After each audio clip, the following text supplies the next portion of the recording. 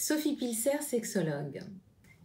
Je vais vous parler d'un sujet souvent vécu très difficilement, de façon très dramatique, quand l'orgasme féminin ne vient pas. Alors quand l'orgasme féminin ne vient pas, on a tendance à être dans ce que j'appelle l'acharnement orgasmique.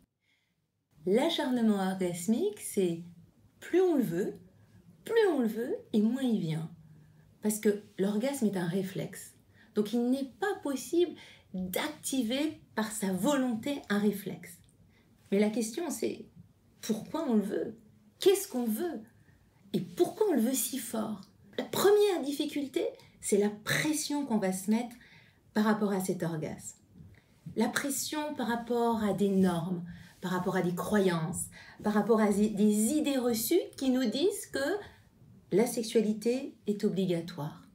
La sexualité est obligatoire, la pénétration vaginale est obligatoire et la pénétration vaginale doit donner lieu à un orgasme avec extase, avec gémissement, avec cri. Bon, je ne vous cache pas que dans la majorité de mes consultations, les femmes nous parlent de simulation. Parce que, évidemment, cet orgasme vaginal qui est vu comme le Graal absolu est finalement un leurre total sur le véritable fonctionnement des femmes. Le véritable fonctionnement des femmes, et je suis souvent un peu attristée quand je dois le dire au couple, ça ne peut pas être un orgasme après un pénis introduit avec un va-et-vient incessant, qui au mieux amènera à une inflammation, à une irritation ou à de l'ennui. Parce que ce n'est pas la paroi vaginale qui crée l'orgasme. S'il y a un organe, un seul petit organe qui crée l'orgasme, c'est le clitoris. On l'appelle la clé. Certains diront un mini-pénis, mais ce serait quand même dommage de rentrer dans cette analogie ou cette comparaison avec un grand pénis ou un petit pénis. Quoi qu'il en soit, son anatomie, c'est corps spongieux, corps caverneux. Et ce petit bouton que souvent vous titillez un peu maladroitement alors qu'il n'y a pas d'excitation sexuelle, c'est le prépuce, le gland du clitoris. Et à l'intérieur, il y a toute une partie avec corps spongieux, corps caverneux, et c'est cette partie-là à l'intérieur du vagin, et non pas par frottement, mais par pression, qui peut permettre d'obtenir un orgasme.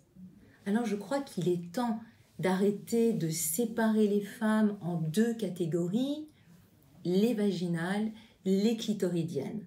Vous avez bien compris que toute femme est une femme clitoridienne et que l'excitation, le plaisir vient de la stimulation du clitoris qui va irradier dans toute la zone vaginale en interne. On oublie aussi le point G, ce fameux point qu'on obtiendrait uniquement par une pénétration. On pourrait peut-être parler d'une zone clitoridienne, d'un espace à l'intérieur du vagin où se prolonge ce clitoris. Mais c'est d'abord aux femmes de trouver, de chercher, d'explorer cette zone, parce qu'elles le savent bien. Quand il y a une approche directe avec une petite caresse sur les seins, un frottement au niveau du clitoris, elles n'éprouvent rien. Elles doivent chercher d'abord ce qui leur donne de l'excitation. Et ce clitoris, quand il est suffisamment excité, il va rentrer en érection. Et c'est que cette intensité de l'érection du clitoris qui va permettre d'avoir un orgasme. Avoir un orgasme sans érection du clitoris, ce serait comme demander à un homme d'éjaculer sans être en érection. Ça peut arriver, certes, mais c'est très très rare.